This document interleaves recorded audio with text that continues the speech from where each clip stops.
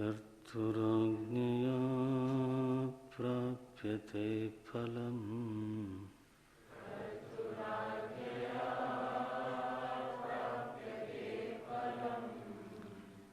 कर्तुराज्ञया प्राप्यते फलम्।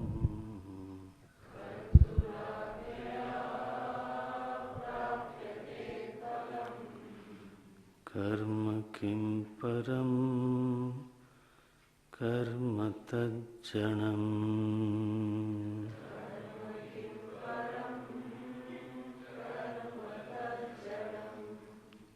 कृतिमहो दधौ पतनकारणम्।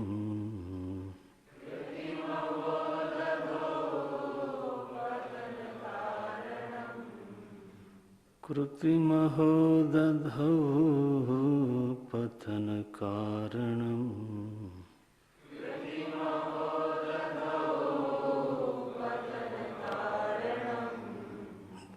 फलमशाश्वतं गतिनिरोधकम्।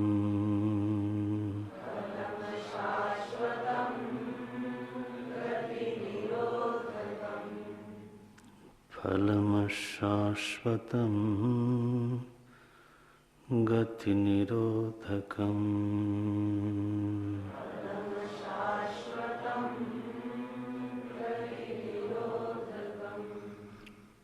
ईश्वरार्पितं नेच्छया कृतम्।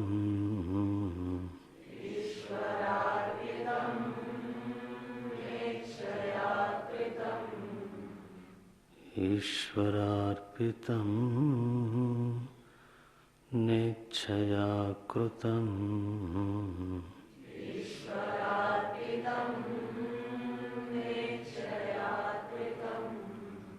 चित्तशोधकम् मुक्तिसाधकम्।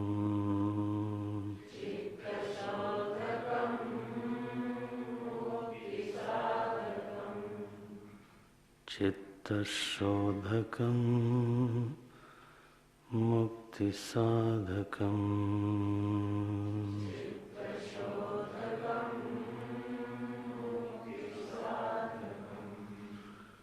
कायवाङ्मनः कार्यमुत्तमम्।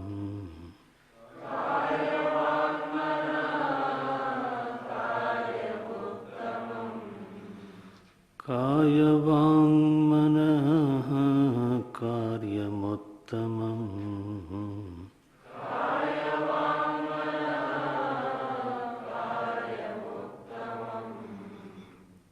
पूजनं जपश्चिन्तनं क्रमात्।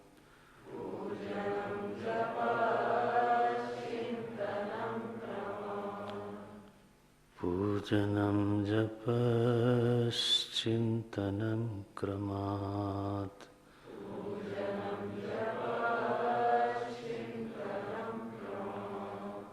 जगतैषधीर्युक्तसेवनम्।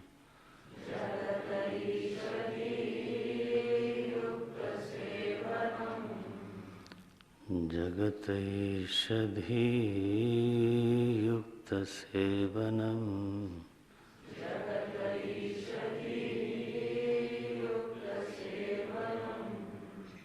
अष्टमूर्तिभृत्तेव पूजनम्।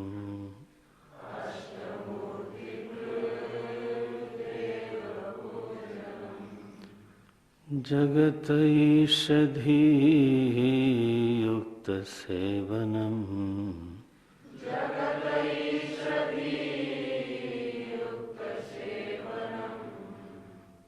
अष्टमूर्तिभृत्तेव पूजनम्। अष्टमूर्तिभृत्तेव पूजनम्। देवपूजनम्।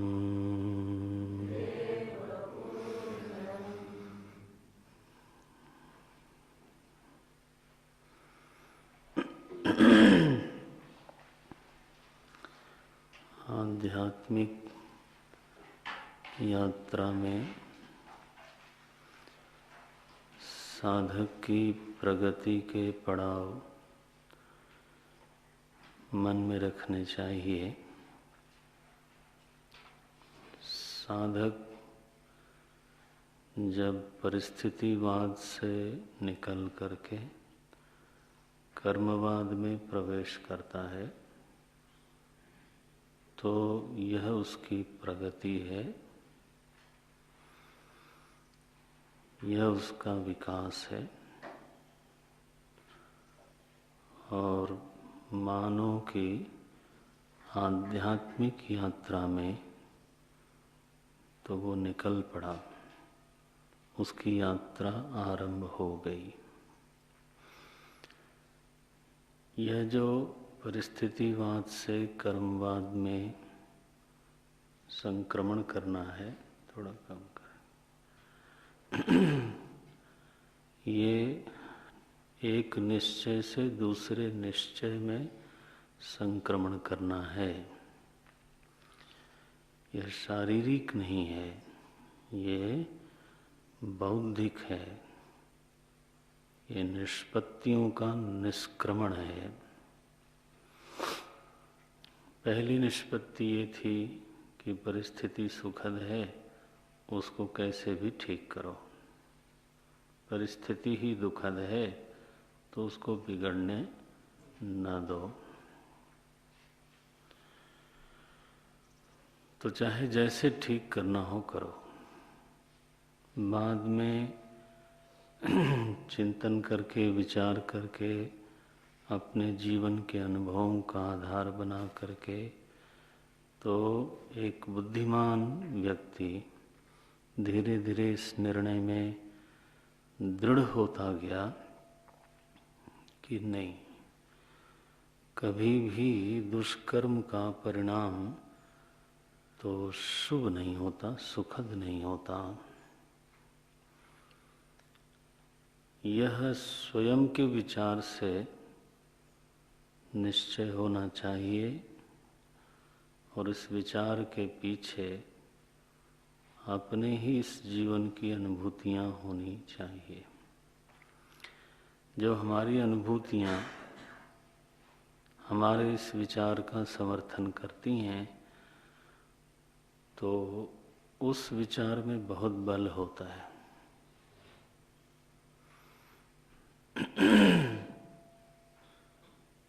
फिर व्यक्ति पीछे लौटता नहीं। फिर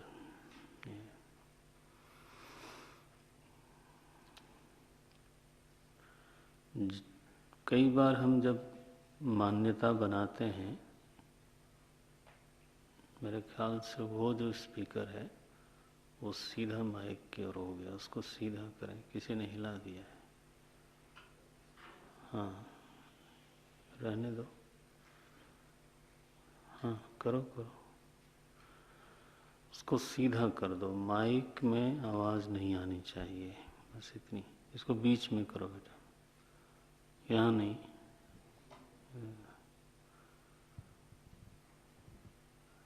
कुर्सी उठा दो।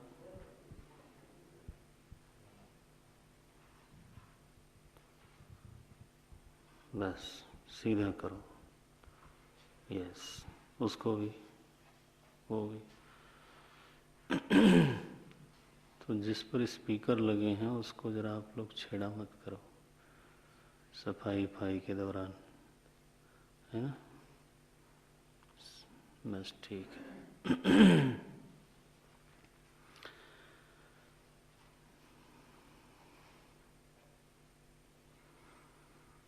परिस्थिति कर्म का परिणाम है, ये हम जानते हुए भी कई बार नहीं जानते हैं और हमारे विचार में वो दृढ़ता नहीं होती जो होनी चाहिए। कई बार हम ऐसी जो मान्यताएं, परिस्थितिवाद की जो मान्यताएं हैं, वो दूसरों को देख करके या दूसरों से सुन करके बना लेते हैं।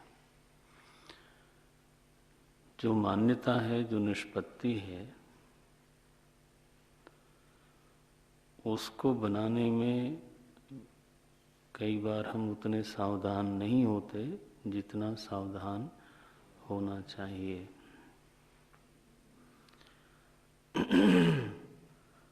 और उतना समय नहीं लगाते जितना समय लगाना चाहिए, बहुत जल्दी में होते हैं। तो दूसरे ने कहा कि झूठ का जमाना है,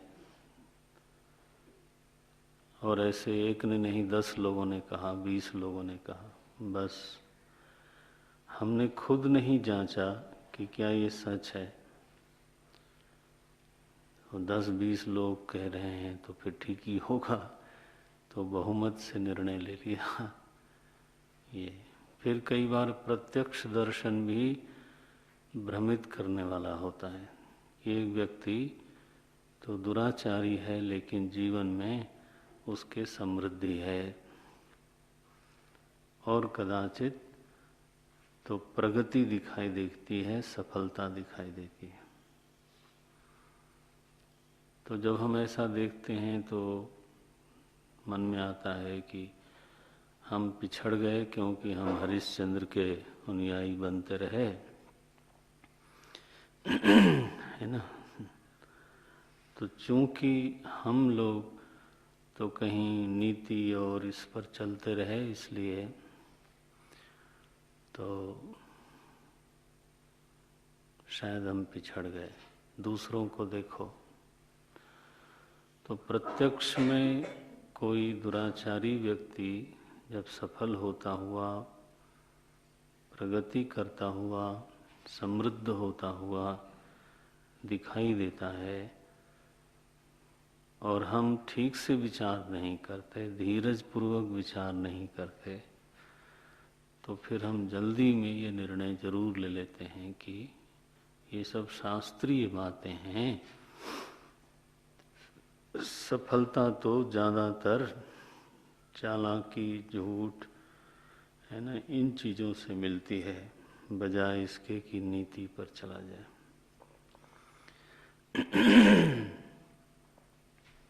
नारायण।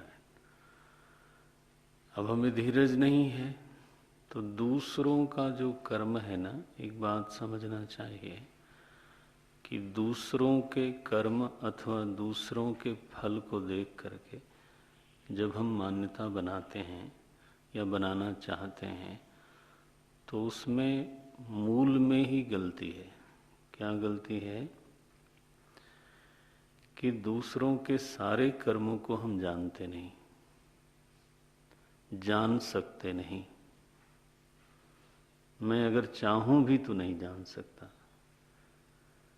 क्योंकि दूसरों के ज़्यादातर वही कर्म हमको मालूम पड़ते हैं जो उसने सार्वजनिक रूप से किया होगा या अखबारों से पता चला होगा। कोई प्रसिद्ध व्यक्ति है तो अखबार से, अब अखबार में उसके 1-2 कर्म ऐसे हो गए उसको अखबार वालों ने बता दिया, हमको लगा कि बस ये दुष्ट ही है। तो पीछे उसने कितने अच्छे काम किए तो ये तो अखबार वाले बताते नहीं, न वो हमारी नज़र में होता है। धीरज से देखेंगे तो शायद धीरे धीरे पता चल जाएगा। ये नेताओं के बारे में अथवा बड़े व्यापारियों के बारे में सुन के, देख के हम जल्दी जल्दी में अपने लिए मान्यता बनाते हैं। तो बेसिक गलती है कि एक नेता बचपन से क्या क्या करते हुए यहाँ तक पहुँचा है ये हम बिल्कुल नहीं जानते। तो कहीं कोई एक आचरण, वो भी सही कि गलत, तो अखबार वालों ने कह दिया, मीडिया वालों ने कह दिया या लोगों ने कह दिया, बस हो गया। धीरज से देखें तो चाहे जिस किसी नेता का आप नाम लो तो विचार से देखेंगे उसने कमाई की है, उसने राजनीतिक तपस्या की है। सब लोग अपने आप कुछ होते नहीं, उसका जनाधार किसी के कहने से नहीं बना, उसके संपर्क इतने व्यापक हैं, वो संपर्क कमरे में बैठ के नहीं किया उसने, लोगों की आवाज़ उठाने के लिए उसने जो खतरा मोल लिया वो दूसरों ने नहीं लिया।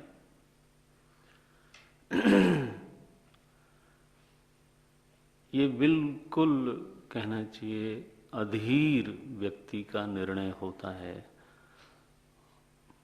कि बस इन्होंने ऐसा किया ये हो गया। ऐसा नहीं है। और अगर उसी नेता ने, अगर जिस कर्मों ने उसको ऊपर चढ़ाया, उस व्यापारी ने जिसको अच्छे कर्मों ने ऊपर चढ़ाया, अगर उसने अपने कर्म बिगाड़ लिए तो ऊंचा चढ़ा हुआ व्यक्ति भी फिर ऐसे गिरता हुआ दिखता है, पता भी नहीं चलता। तो थोड़ा मान्यता, अब क्योंकि देखो मान्यता जब आप कर्मों के विषय में बनाते हो, सफलता के विषय में बनाते हो, तो वो आपके जीवन का मार्गदर्शक बन जाती है। ये जो निष्पत्तियां हैं ना, ये आपके जीवन का दिशा निर्देशक हैं, मैनेजिंग डायरेक्टर्स हैं। उन्हीं मान्यताओं के अनुसार आपका जीवन चलता है, दूसरे का नहीं। अगर आपकी मान्यता है कि अमुक व्यक्ति आपका हितैषी है, हैं? तो बताओ उस व्यक्ति के प्रति भावना क्या जगेगी? अच्छी। और कर्म क्या करोगे? अच्छे। तो आपकी अच्छी भावना और अच्छे कर्मों का नियामक कौन बना? वो मान्यता। मान लो आपकी मान्यता ये बन गई कि ये हमारा विरोधी है, फिर चाहे आप लाख कोशिश करो, भावना अच्छी बन नहीं सकती। और फिर लाख कोशिश करो, फिर उसके लिए आप अच्छे काम कर नहीं सकते। देखो, तो भावना और कर्म का जो नियामक तत्व है वो तो है मान्यता। वो बनाने में आपको जितनी सावधानी बरतनी चाहिए वो बरतते नहीं। इतने अधीर, इतनी जल्दी है, उल्टे सीधे व्याप्ति के आधार पर, डेटा के आधार पर फटाफट। और फिर अगर मान्यताएं ही, निष्पत्तियां ही अगर गलत हो गई तो आगे आप चाहे जो मर्जी कर लो, नहीं सुधर सकती बात। हमने सुना अच्छी भावना रखनी चाहिए, किसके प्रति? बोले पड़ोसी को छोड़ के सबके प्रति। क्यों भाई? वो विरोधी है।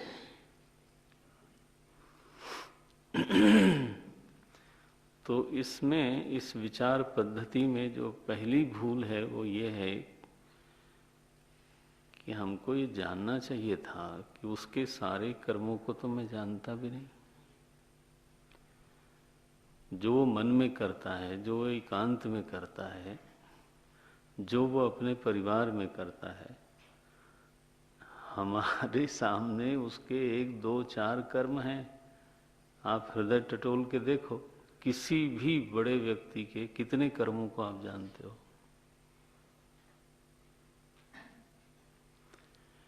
फिर मान्यता क्या बना रखी है? लेबल चिपका रखा है, ये दुष्ट है और ये ये इसी तरह की बातें होती हैं। विचारशील व्यक्ति बहुत जल्दी में नहीं होता, वो किसी के ऊपर टिप्पणी करने में तो संकोच करता है। दूसरी बात, फल का जो दर्शन हमको हो रहा है वो कितने फलों का दर्शन हो रहा है,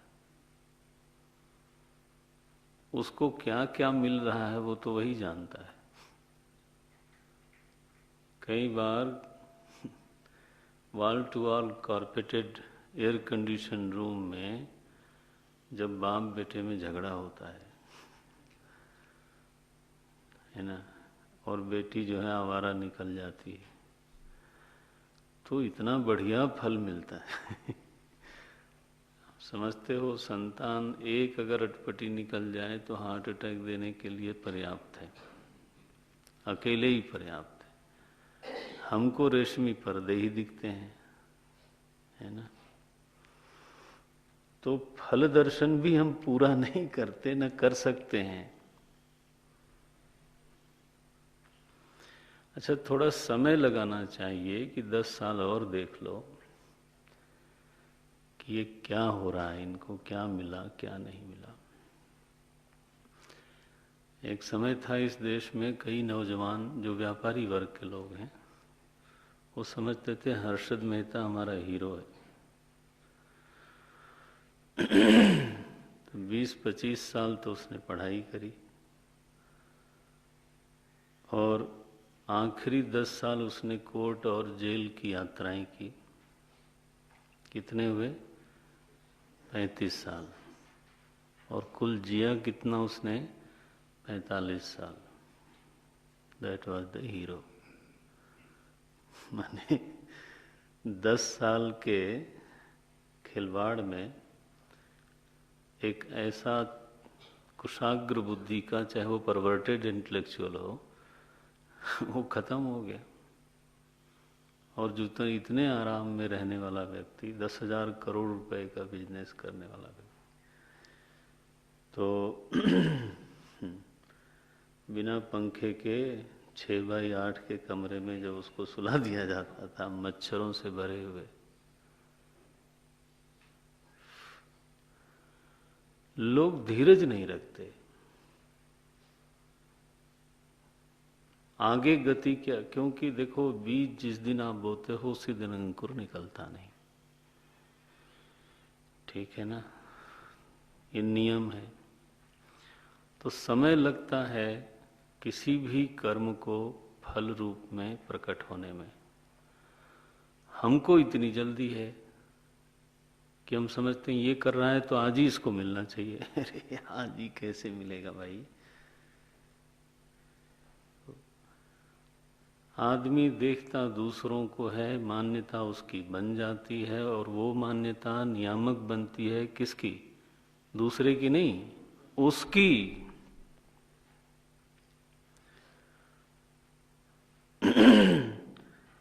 इसलिए जीवन में इसको हो सके तो संभाल लो कि कोई भी मान्यता बनाने के लिए एक तो धीरज से विचार करना चाहिए, जितना अधिक डेटा हो सके वो जुटाना चाहिए। जल्दी न करो, क्योंकि वो तुम्हारे हमारे व्यक्तित्व का मूल बिंदु है। व्यक्ति अपनी मान्यताओं के अनुसार ही चलता है। परिस्थितिवाद एक मान्यता है, एक निष्पत्ति है, और वो अधीर लोगों के जीवन में बन जाती है, अविचारी लोगों के जीवन में ऐसे बन जाती है। जब जीवन में धीरज आता है, विचार शुद्ध होते हैं, तब फिर वो कहीं न कहीं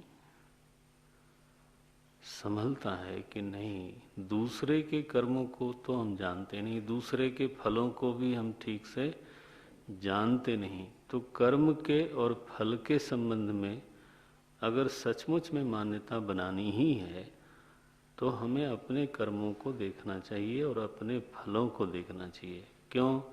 क्योंकि अपने हर कर्म को आप जानते हो। जो आपने एकांत में किया वो भी जानते हो, जो आपने मन में किया वो भी जानते हो, जो आपने अपने इनर सर्किल में किया वो भी जानते हो, जो आप सार्वजनिक रूप से करते हो वो भी जानते हो। तो डेटा जो है ना, विचार का जो आधार है, वो आपके पास पूरा का पूरा उपलब्ध है। You have the full data. ये अच्छा, फिर जब आप सोचना शुरू करते हो तो ये दिखाई देता है कि दुनिया चाहे जो कहे, लेकिन जब जब मैंने अनीति की दुनिया चाहे हमको जितना समझावे, लेकिन मेरा अनुभव क्या है? कि जब जब हमने गड़बड़ किया, हाँ, प्रसादी मिली। अब अगर ये आपको अनुभव है और उसके साथ विचार ने उसको थाम लिया, संभाल लिया, फिर चाहे दुनिया इकट्ठे होके बोले, आप मानोगे नहीं। और वो अनुभव अगर बार बार कंफर्म हो जाए, एक बार न होवे, 10 बार 20 बार देख लिया,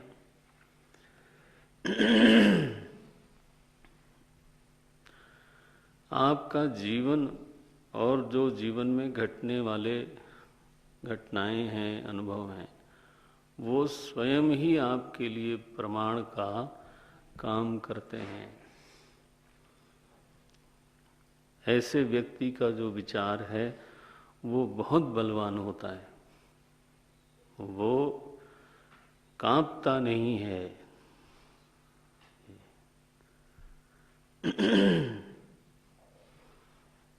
अनुभव करके देखा कि जब हमारे कर्म सुधर गए, धीरे धीरे हमारे आसपास की परिस्थिति भी सुधरने लगी। और जब हमने अपने पद प्रतिष्ठा के मद में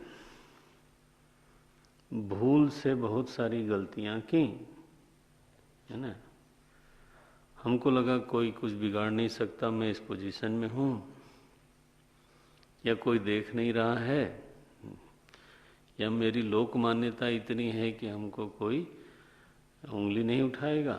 वो थोड़े दिनों की बात है। जब वो बीज फूल जाता है धरती में और जब अंकुर निकलने लगते हैं, तब शुरू।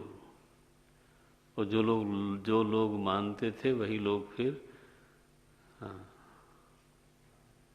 शुरू हो जाती है सारी बातें। अनुभव से जब ये बात समर्थित हो जाए बस, no one can invest his position. अपनी पोजीशन का निवेश करके आप अपने, है ना, दुष्कर्म को शुभ फल में बदल नहीं सकते। असंभव बात है। ये तो कर्तुर आज्ञा है, आपकी आज्ञा से तो मिलता नहीं। फलदाता तो आप हो नहीं। आप तो कर्मणि एव अधिकारः, बस वहीं तक है। नारायण। साधो कर्मन की गति न्यारी। तो ये संक्रमण है। असल में ये आध्यात्मिक यात्रा में प्रगति है। वो बाहर भी दिखने लगती है। जब मान्यता बदल गई तो लोगों से अथवा हमारे कर्म में व्यवहार बदल गया। लोग शायद नोट करें 5 साल 10 साल बाद, करें न करें, लेकिन शायद करें कि ये व्यक्ति देखो अब जो है मैनिपुलेट नहीं करता। क्यों नहीं करता? आपके समझाने से नहीं, उसकी भीतर अब दृढ़ निष्ठा हो गई कि ना, ये हमारे लिए अच्छा नहीं होता। तो बाहर भी व्यवहार में परिवर्तन दिखता है। किसी को दिखे, वो समझे, नोट करे, न करे, बहुत ध्यान उधर नहीं देना चाहिए। आप नोट करो कि फर्क हो रहा है। व्यवहार में आए हुए परिवर्तन स्थूल होते हैं, लोगों को दिखते हैं, न दिखें। जो असली परिवर्तन है वो कहाँ होना चाहिए? मान्यता के स्तर पे, निष्पत्ति के स्तर पे। प्रगति की कसौटी वही है। अगर कोई व्यक्ति परिस्थितिवादी होकर के शुरू करे जीवन, और परिस्थितिवादी रहते हुए मर जाए, तो उसने चाहे जितनी मर्जी त्रिपुण लगाया हो, हाँ जी, और जितनी मर्जी उसने सब कुछ किया हो, लेकिन उसने 1 मिलीमीटर प्रगति नहीं की। ये बात समझ लेनी चाहिए। क्योंकि जिस स्तर पे प्रगति होनी चाहिए वो तो हुआ नहीं, विचार तो बदले नहीं, निर्णय तो बदले नहीं। वो कबीर बोलते हैं सांप तो बिल में रहता है, तो आप बिल के ऊपर लाठी मारे जा रहे हो। बाहरी परिवर्तन क्या है? बिल के ऊपर लाठी मारना। सांप तो भीतर मुस्कुराता होगा, ये मूर्ख जो है तो ये जो मान्यताएं हैं वो कहाँ रहती हैं? वो तो भीतर रहती हैं। और आप तमाशा कहाँ कर रहे हो सब? शरीर पर, बाहर। वो तो एक तरह का ड्रामा हो गया।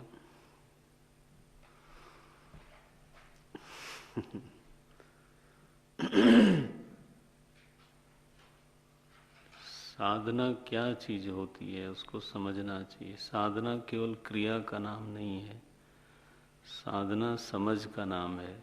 क्रिया तो उसका परिणाम होती है। हम साधारण लोग जो हैं ये समझते हैं कि कोई क्रिया करो ना तो वो साधना है। 2 माला जप करना शुरू करो तो बोले ये साधना कर रहे हैं। सही है, वो गलत नहीं है, लेकिन वो पूरा सही नहीं है। ब्राह्मण लोग कई बार अपने यजमान के लिए जप करते हैं ना, लाख लाख मंत्र का जप करते हैं, साधना है। देखो उसके लिए उनको वर्ण किया, यजमान ने दक्षिणा देगा तो फिर जीविका का आधार बना ना। नवरात्रों में हमको मौका नहीं है, दुर्गा सप्तशती का वही पाठ कर दें। पंडित जी आप कर दो, कर देंगे। वो दिन भर में 4 जगह पाठ करते हैं जी। समझो इस बात को कि ये जो क्रिया है ना वो आपको दिखती है और उसी को हम लोग जल्दी में साधना समझते हैं। वो नहीं, समझ पहले ठीक होनी चाहिए। बल्कि सच्चाई तो यह है कि समझ ही साधना है।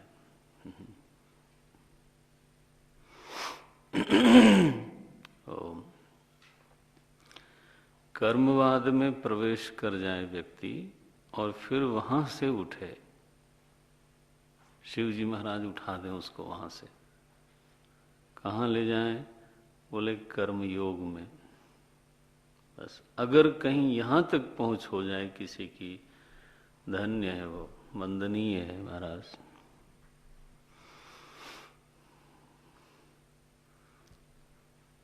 आप देखो जरा इस चश्मे से, इस शास्त्रीय दृष्टि से जरा दुनिया को देखो। देखो कितना परिस्थितिवाद फैला हुआ है। कर्मवाद अल्पसंख्यक है, भयंकर अल्पसंख्यक है और कर्मयोग, ओम नारायण, बेचारा कहीं कोने में 2, 4, 10, 15 लोग। हालांकि दावा करने वाले बहुत मिलेंगे कि हम तो कर्मयोगी हैं, इसलिए आपके सत्संग में नहीं आते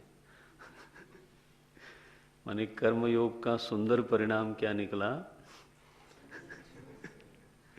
कि वो व्यक्ति सत्संग में नहीं आता। वाह, क्या बढ़िया फल निकला है जहां उसके विचारों के ऊपर धार लगती है, जहां उसके विचार निर्मल होते हैं, जहां वृत्ति भगवान की ओर उन्मुख होती है वहां नहीं जाना है। क्यों? कर्मयोगी, कर्मयोगी। परिस्थितिवादी हो गए महाराज, तुम कर्मयोगी की बात क्या बोलते हो? लेकिन ब्रह्मचारी लोग ध्यान रखना, आपको भिक्षा लेनी होती है, इसलिए वहां ना बोल देना, पहले भोजन कर लो वही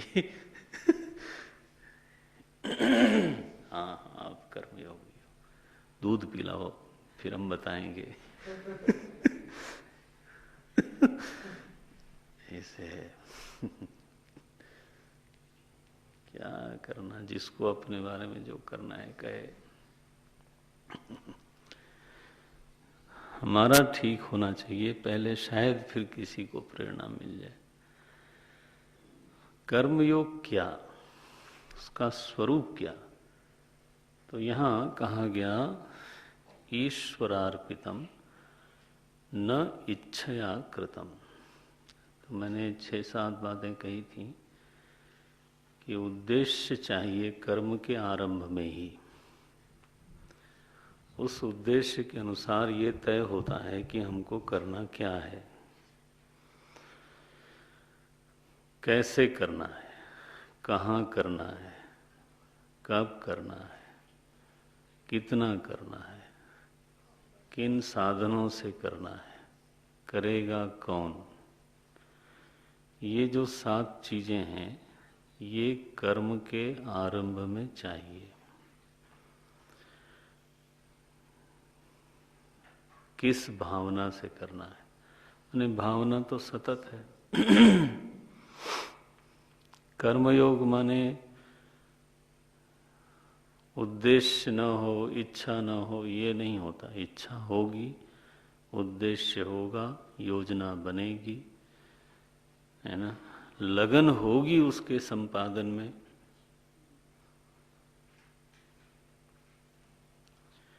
केवल एक बिंदु है जो कर्म को कर्मयोग बना देता है,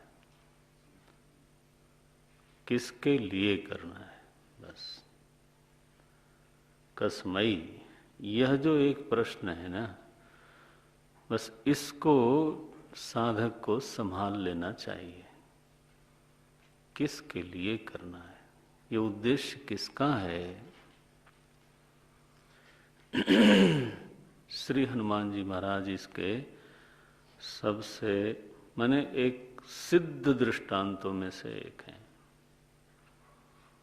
जब वो चले ना जानकी जी की खोज के लिए, तो समुद्र का लंघन किया, तो क्या चौपाई लिखी, जिमि अमोघ रघुपति कर बाना, एही भांति चला हनुमाना। मेरे ख्याल से कर्मयोग की ये बहुत सुंदर पंक्ति है, मैं बोलता रहता हूँ इसको। हनुमान जी का व्यक्तित्व क्या है, बोले भगवान के बाण की तरह है। लक्ष्य भेदन कौन करता है, बाण। गति कहाँ दिखाई देती है, बाण में। दिशा कहाँ दिखाई देती है, बाण में। सब कुछ बाण में दिखता है, लेकिन सच्चाई क्या है कि बाण की अपनी कोई दिशा नहीं है, बाण की अपनी कोई गति नहीं है, और बाण का अपना कोई लक्ष्य नहीं है। लक्ष्य किसका है, धनुर्धारी का। गति किसने भरी उसमें, धनुर्धारी ने। दिशा किसने दी, धनुर्धारी ने। वो दिखता नहीं। वो स्वामी जी की पंक्ति देखो, वो दिखता नहीं। इसी तरह से साधक को, जैसे हनुमान जी ने जी के दिखाया, क्योंकि काम करता हुआ व्यक्ति दिखेगा, उपलब्धि करता हुआ व्यक्ति दिखाई देगा। कौन गया उस पार, बोले हनुमान जी। खोज किसने की, हनुमान जी ने की। अरे तो अपने लिए थोड़ो किया। बस ये है हिसाब। प्रभु की कृपा भयो सब काजा, जन्म हमार सफल भय आजू। ये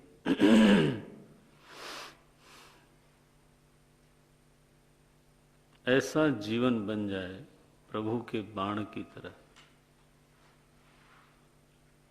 तो उसको बोलते हैं कर्म योग। हमें कई बच्चों ने कल पूछा कि ईश्वर की इच्छा मालूम कैसे पड़े। कि वो हमसे क्या चाहता है।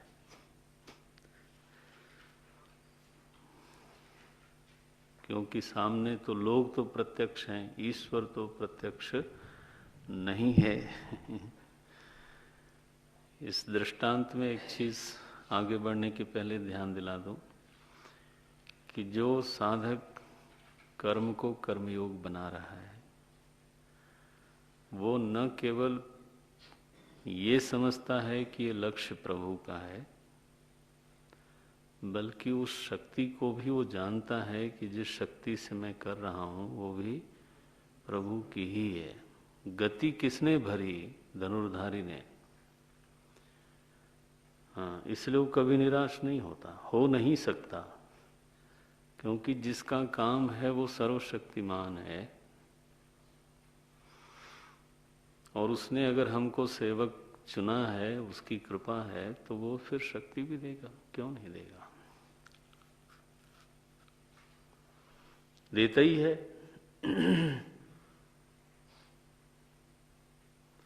ये तो भूल है कि हम उसको अपनी शक्ति समझ बैठते हैं।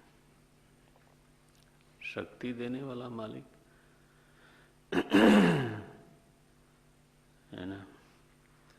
अगर हम आपको कहीं भेजते हैं कि धर्मशाला जाओ, ये काम करके आओ, तो फिर हम ही शक्ति भी देते हैं।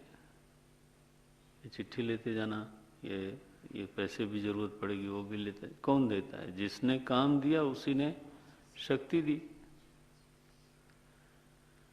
तो अगर आप अपना काम करोगे तो आपकी शक्ति होगी, प्रभु का काम होगा तो प्रभु की शक्ति होगी। और इसलिए जो सच में कर्मयोगी लोग होते हैं, दुनिया में एक ही जीवन में वो इतना प्राप्त करते हैं, इतना काम उनके हाथ से होता है कि आश्चर्य होता है। तो वो व्यक्ति की शक्ति उसके पीछे होती नहीं। क्यों नहीं होती? क्यों? उद्देश्य व्यक्ति का नहीं है ना, जिसका काम उसकी शक्ति। एक डीएम को है ना सरकार काम देती है, ये जिला संभालो आप, ठीक है ना। भारत सरकार ने वो काम दिया उनको कि ये जनपद आपको संभालना है। तो शक्ति कौन देता है? भारत सरकार। उनके हस्ताक्षर में इतनी पावर आ जाती है नारायण कि वो जनपद भर के बड़े से बड़े लोगों को संचालित कर सकते हैं। देखो, अब रिटायर हो गए जनाब, मान लो, और फिर उसी कलम से, है ना, और उसी बची हुई स्याही से साइन पे साइन किए जाएं, क्या होगा? कुछ नहीं होगा। क्यों? जिसका काम करना था उसने कहा विश्राम करो आप। तो जब व्यक्ति अपना शुरू करता है तो उसकी शक्ति, उसकी सीमित शक्ति ही उसके पीछे रहती है। सो कर्मयोग असल में शक्तिमान बनने की एक तकनीक है, निकम्मा बनने की नहीं। ये न समझ लेना बोले ये तो आध्यात्मिक है, बस आध्यात्मिक है। जितना बड़ा काम इस देश में हुआ है सब कर्मयोगियों ने किया है। आप सुभाष बाबू को, तिलक को, गोखले को क्या समझते हो?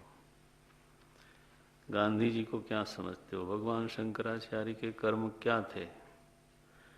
भगवान व्यास के कर्म क्या थे?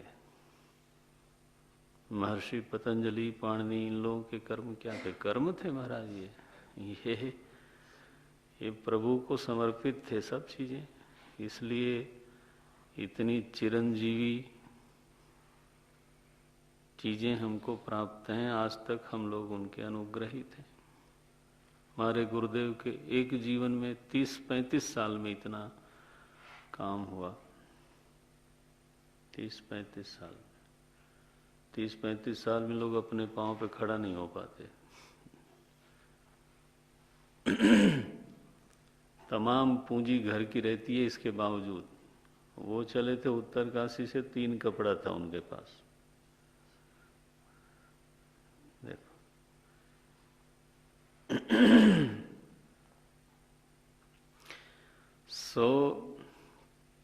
कर्मयोग में प्रभु की शक्ति पीछे लगी हुई है, इस बात की भी अनुभूति साधक को तीव्र से तीव्रतर होती रहनी चाहिए। जितनी होगी, इस बात की अनुभूति जितनी होगी, उतना उसका साहस, उत्साह, विश्वास बढ़ेगा। तनाव नाम की कोई चीज नहीं, काम दूसरे का, शक्ति उसकी। बोले आप, बोले मैं तो मौज कर रहा हूं। सो ईश्वरार्पितम न इच्छया कृतम। बोले तुम्हारी प्राप्ति क्या हुई? बोले हम ही को तो सब प्राप्त हुआ। चित्त शोधकम, मेरी प्राप्ति ये है, नेट गेन मेरी ये है। चित्त शोधकम, चित्त में अंतर्मुखता, सूक्ष्मता, संवेदनशीलता, निर्मलता, समता, शांति, सहज प्रसन्नता, ये हमारी प्राप्ति है। हमको वो बुद्धि प्राप्त हो गई जो तत्व में अवगाहन करती है ना। कुंद भोथर बुद्धि, स्थूल बुद्धि कभी थी, अब प्रभु की कृपा ऐसी हो गई कि अब बुद्धि सहज ही तत्व में प्रवेश कर जाती है और उसमें विहार करती है, अवगाहन करती है, रममाण होती है। ये साधक की उपलब्धि है। बाहर, बोले बाहर की ओर ध्यान किसका है? बाहर तो वो होता ही है, अच्छे कर्म होंगे तो उसका फल तो जो आना है आएगा ही। लेकिन असली जो उपलब्धि है, आप बताओ, कमरे में रहते हो वो ठीक है, लेकिन मन के साथ रहते हो कि कमरे के साथ रहते हो?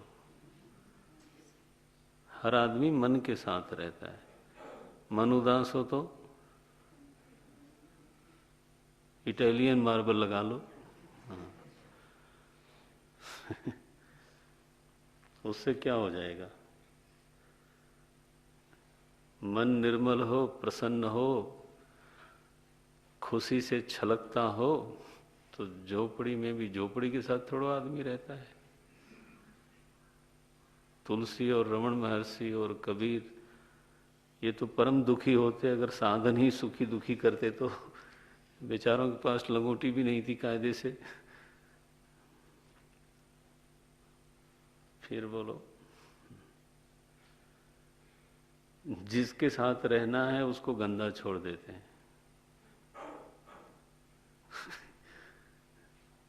और जिसके साथ नहीं रहना है उसमें बस चिपकाते रहते हैं, चमकाते रहते हैं, चिपकाते रहते हैं। भूल है जीवन में, ये गलतियां हैं।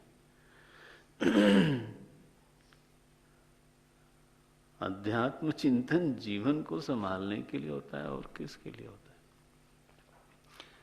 आपको दुखी बनाने के लिए थोड़ा होता है। नारायण।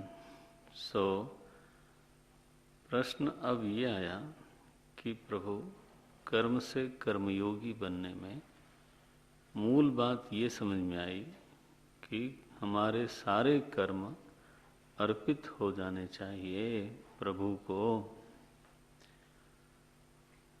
उन्हीं के लिए कर्म होवे, तो उनसे उनकी क्या इच्छा है, इसको हम कैसे समझें?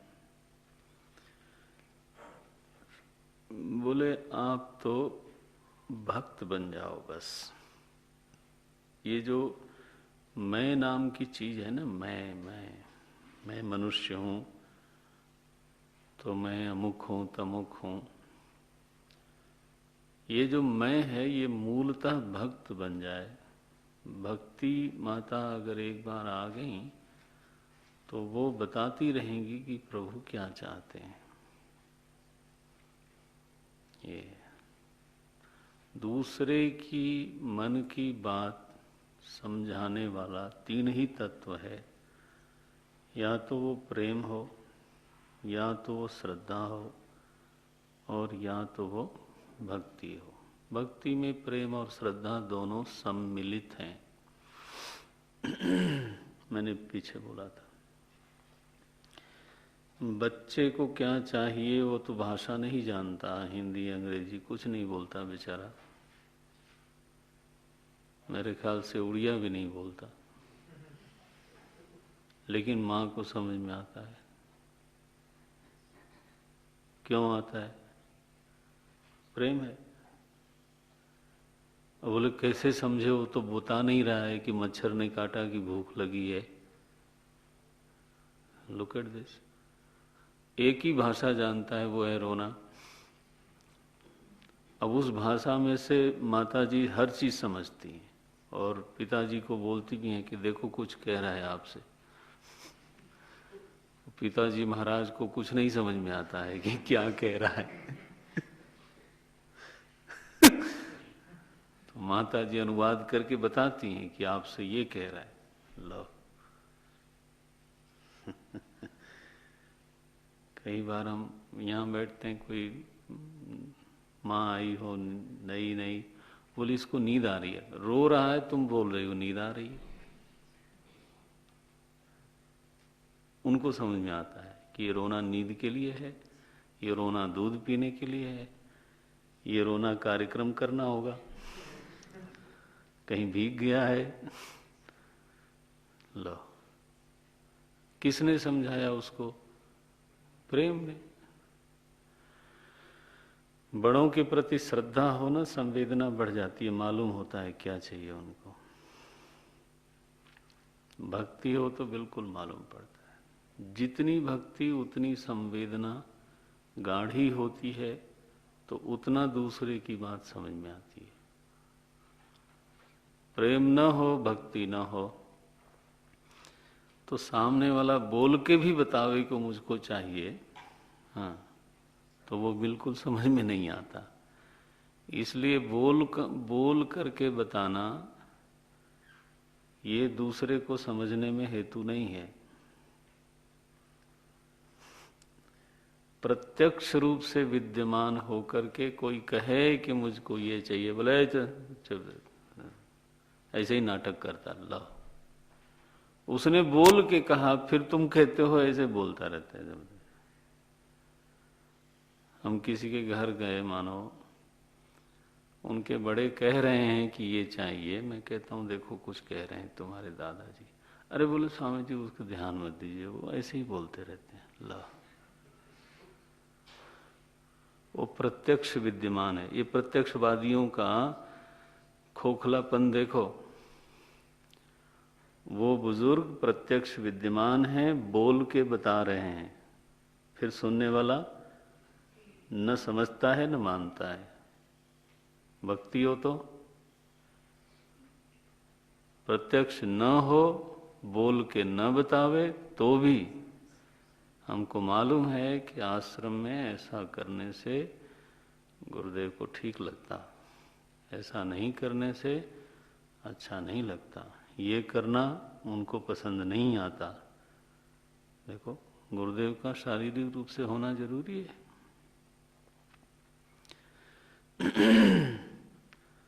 हमारी शुद्ध संवेदना अगर होवे तो वो पता चलता है कि ऐसा करना उनको पसंद आवेगा, नहीं करना पसंद नहीं आवेगा। वन, ऐसा करना उनको कभी अच्छा नहीं लगता। ये बात भक्त समझता है। साधारण गृहस्थ लोग अपने पिता को समझते हैं, हमारे पिताजी को ये बात अच्छी नहीं लगती। अब वो है नहीं है तो भी आपको तो मालूम पड़ता है। क्यों मालूम पड़ता है? क्योंकि मैं उनके प्रति संवेदनशील हूं। I am sensitive to him.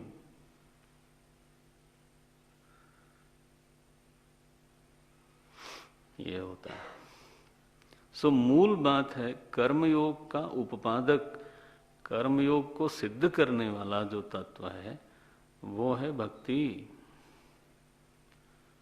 इसलिए साधना शास्त्र में भक्ति और कर्मयोग दो चीज नहीं होती। भक्ति को ही कर्मयोग बोलते हैं। जब आदमी कर्म की ओर देखता है तो उसको कर्मयोगी समझता है, लेकिन भीतर देखे तो असल में वो भक्त का ही एक अभिव्यक्ति है, भक्ति की अभिव्यक्ति है। हनुमान जी भक्त थे कि कर्मयोगी थे? पहले तो भक्त थे, कर्मयोग तो उसकी अभिव्यक्ति मात्र है।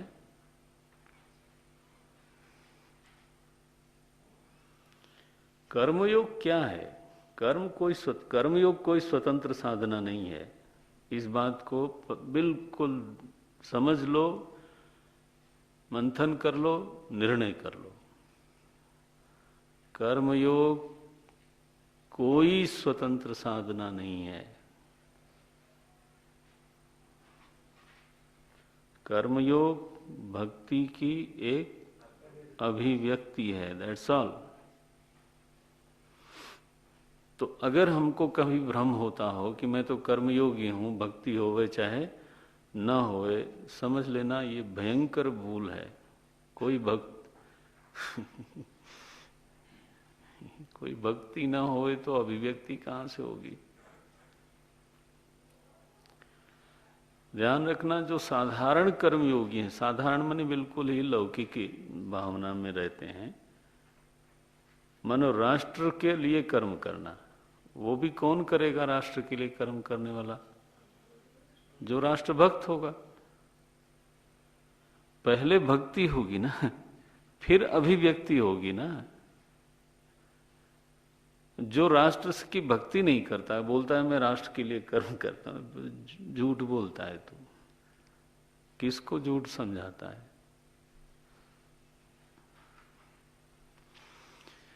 मैं गुरु के लिए काम करता हूं, भक्ति हो चाहे ना हो, मिथ्या भाषण है।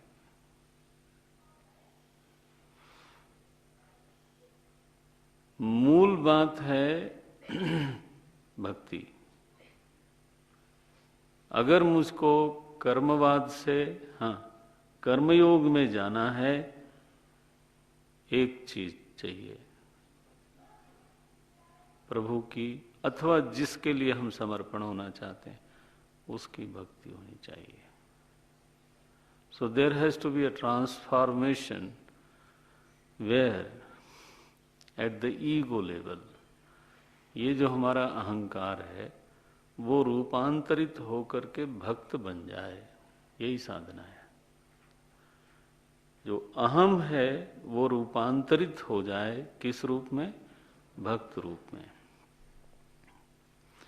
तो ये साधना भी बाहर की नहीं रही, फिर कहाँ की रही? भीतर की हुई। ये I should not remain as a man, I should become a devotee। बस मेरी मूल पहचान क्या है? बोले मैं भक्त हूं, मैं प्रभु का नौकर हूं। उठते ही इस पहचान को संभाल ले कि प्रभु दिन, आज का दिन आपके भक्त के रूप में बीते, आदमी के रूप में न बीते। साधना क्या भाई? आदमी के रूप में जीना नहीं है, इसका नाम है साधना। किस रूप में जीना है? बोले भक्त के रूप में जीना है। आदमी के रूप में जीना है सेकुलर लाइफ है, फालतू की चीज है। मैं मनुष्य हूं, मैं आदमी हूं, जियो मरो। साधना माने मैं, आंख खुलती है, प्रभु आज का दिन आपके भक्त के रूप में बितवा दो। मैं मालिक का, ये रखो। हनुमान जी महाराज से रावण ने पूछा कौन है तू? बोले रामदूत। ये नहीं कहा मैं केसरी नंदन, नो नथिंग डूइंग, मैं पवन पुत्र। कोई दूसरी पहचान हनुमान जी अपने भीतर नहीं रखते, केवल एक पहचान है, तासु दूत मैं की पहचान क्या है? तासु दूत, बस। सुतीक्ष्ण से भगवान ने कहा मांगो, बोले अभिमान मांगता हूं। बोले क्या कहते हो, भक्त होकर के अभिमान मांगते हो? बोले महाराज अस अभिमान जाई नहीं भोरे, मुझे ये अभिमान कभी भी भूले नहीं। क्या? मैं सेवक रघुपति पति मोरे, मेरे पति मेरे प्रभु रघुपति हैं और मैं उनका सेवक हूं, अरे गहरे नथु खैरे का नहीं, है ना? ये सुतीक्ष्ण का की मांग है।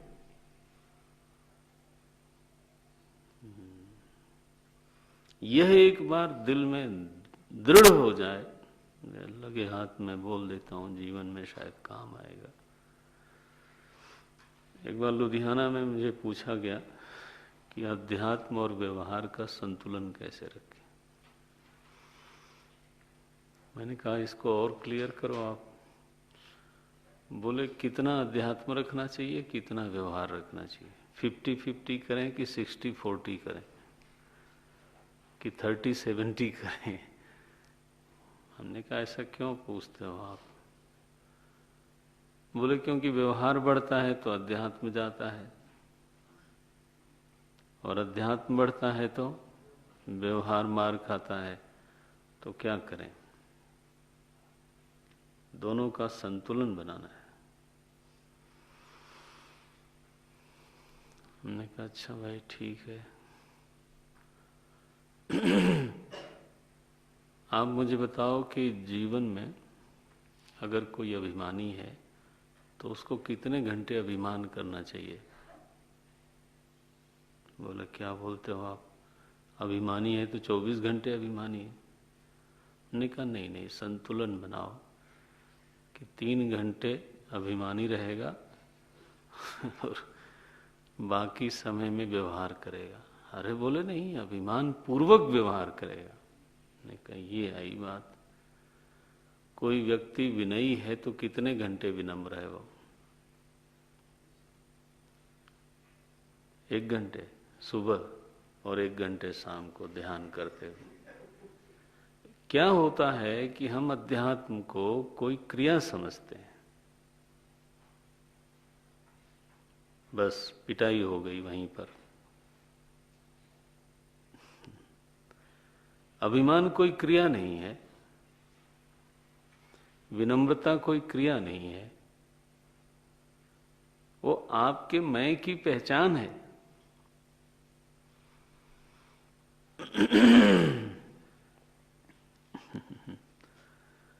तो मैं प्रभु का हूं, ये कोई क्रिया नहीं है। क्या है ये? ये तो मेरे मैं की पहचान है। इस पहचान को लेकर के जब मैं युद्ध भी करूंगा तो वो मेरी, बोलो, वो मेरी भक्ति होगी। समाज में ऐसा लोग समझते नहीं, क्या बोलते हैं, कोई क्रिया होनी चाहिए तभी अध्यात्म होगा। ओह, शबरी झाड़ू लगाती थी, वो अध्यात्म था। रविदास जूते बनाते थे, वो अध्यात्म था। कबीर कपड़ा बुनते थे, वो अध्यात्म था। अर्जुन ने युद्ध किया, वो अध्यात्म था। हमको ये है कि हम पहले बैठेंगे और 1 घंटे सुबह अध्यात्म और 1 घंटे शाम अध्यात्म, और अगर बढ़ाया तो व्यवहार मरा। महापुरुष कृपा करो जरा।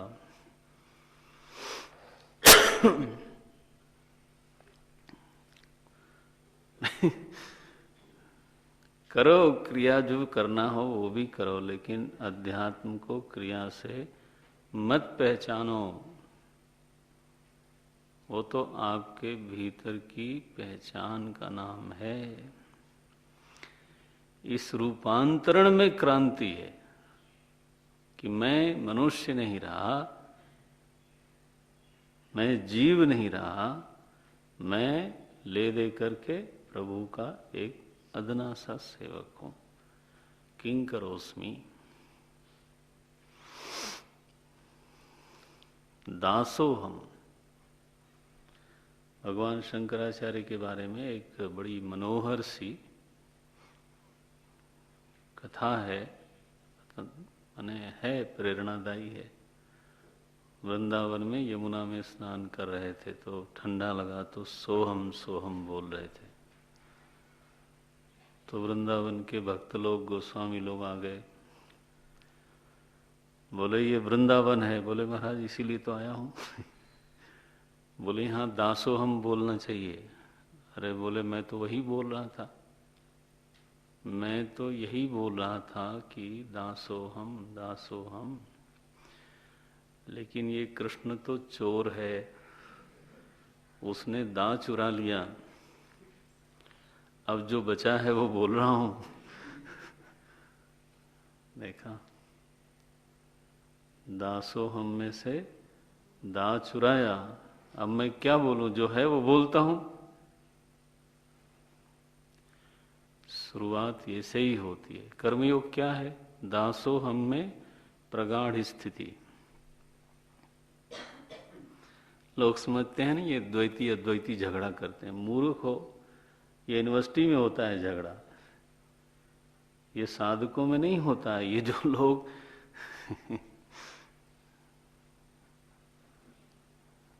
पहला यही किंकरोस्मि, भक्त बनो।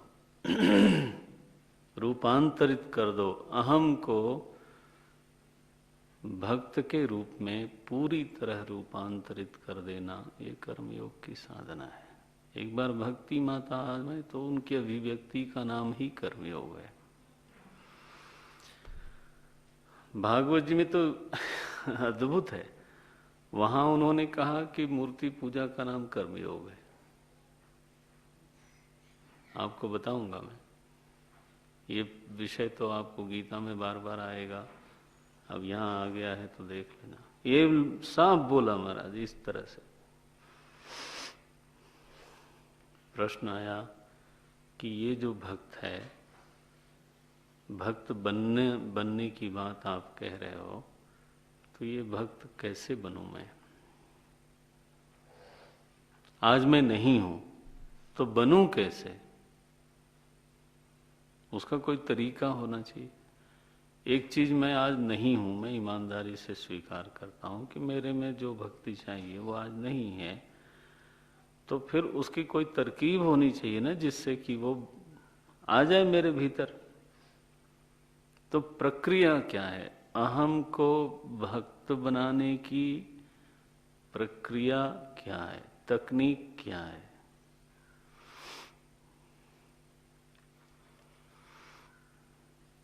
अब उसका प्रकरण आरंभ होता है। बोले देखो, साधन वो होता है जो आपके पास होता है। दूसरे के जेब में जो है ना, उसको साधन नहीं बोलते। दूसरे के जेब में पैसा हो तो आपका क्या?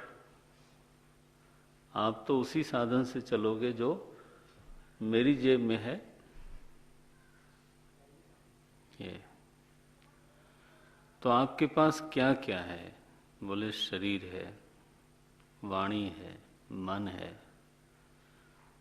देखो कैसा साधन विज्ञान बताते हैं। उस चीज का नाम नहीं लेते जो आपके पास नहीं है। काय वांग मनः। बोले काया है, वाणी है, मन है। इन तीनों से आप उत्तम कार्य करो। काय वांग मनः कार्यमुत्तमम। काया वाणी मन से उत्तम कार्य करो। बोले उत्तम कार्य क्या है? पूजनम। बोले काया से पूजा करो। वाणी से जप करो। पूजनम जपः। मन से चिंतन करो। चिंतनम क्रमात्। क्रमात् माने काया से पूजा, वाणी से जप, मन से चिंतन। देखो लोग आजकल पैकेज वगैरह देते हैं अध्यात्म में भी कमर्शियल भाषा है ये कितना साफ साफ प्रोग्राम है हम सब के लिए। बोले आपके पास 3 चीज है, वो 3 करो आप बस। काय वांग मनः कार्यम उत्तमम। उत्तमम कार्यम। हमारे कई सीनियर ब्रह्मचारी लोग पूछते हैं कभी, गुरुजी कोई साधना हमारे लिए पक्की बता दें। उनका भाव मैं समझता हूं, लेकिन ये तो पक्की साधना बताई हुई है, इसको करना चाहिए ना। पूजा होनी चाहिए, जप होना चाहिए और चिंतन होना चाहिए, बस हो गया। Transformation of the ego has to take place. क्यों नहीं होगा? आखिर शास्त्रीय साधना से बढ़ के कोई साधना बताएगा क्या? पूजनम जपः। हाँ, एक न करो, होलिस्टिक अप्रोच होनी चाहिए। पूजनम जपः चिंतनम क्रमात्। तो 3 साधन हैं, 3 साधनाएं, और उसके 3 विषय हैं। पूजन किसका? वैसे तो प्रभु का, लेकिन प्रभु के शरीर का। बाह्य का बाह्य से मेल होता है तो जप किसका? बोले नाम का। चिंतन किसका? अब देखो, चिंतन अंतरंग का होगा, तो स्वभाव है, गुण है, लीला है, चरित्र है, रूप है, स्वरूप है, आएगा प्रकरण उसका। चिंतनम क्रमात्। ये 3 साधनाएं करनी है। रमण महर्षि से पूछा, अथवा शिव भगवान से, भगवान शंकर से वो तपस्वियों ने पूछा, महाराज पूजन का स्वरूप क्या होगा? किसको बोले पूजन? वो पूजन की परिभाषा करते हैं, जगत ईषधि युक्त सेवनम अष्टमूर्ति बृहत देव पूजनम। कल देखेंगे उसको। ओम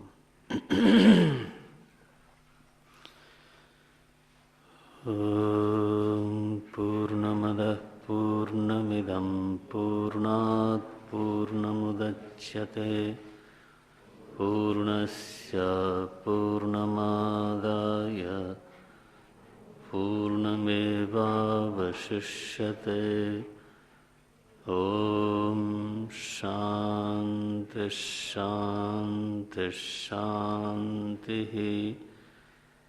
हरिः ओम। श्री गुरुभ्यो नमः। हरिः ओम।